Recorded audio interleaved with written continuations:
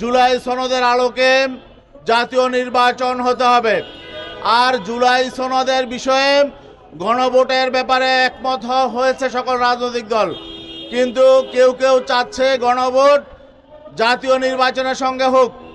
আমরা মনে করছি এই জাতীয় নির্বাচনের সঙ্গে গণভোট হলে জুলাই সনদ এটাকে অবহেলা করা হবে এবং এটা গুরুত্বহীন হয়ে যাবে।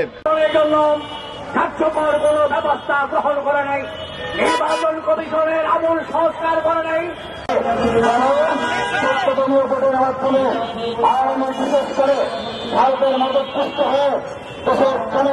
যাত্রাবাড়ি থেকে গাবতলী পর্যন্ত ইসলামী আন্দোলন মহানগর উত্তর ও দক্ষিণ এবং সকল সহযোগী সংগঠনের নেতৃবৃন্দ, সকল রাজনৈতিক নেতৃবৃন্দ, সকল পেশাজীবী নেতৃবৃন্দ, সাংবাদিক বন্ধুগণ, সরকার যদি আমাদের দাবিগুলো সহজ কথায় যদি মেনে না নেন, ইসলামী আন্দোলন বাংলাদেশের আমির সহ অন্যান্য যে সকল জোটভুক্ত দল এরা যদি একত্রিত হয়ে যদি গণ আন্দোলনের ডাক দেয়, মনে রাখবেন এই সরকারও কিন্তু টিকতে পারবে না।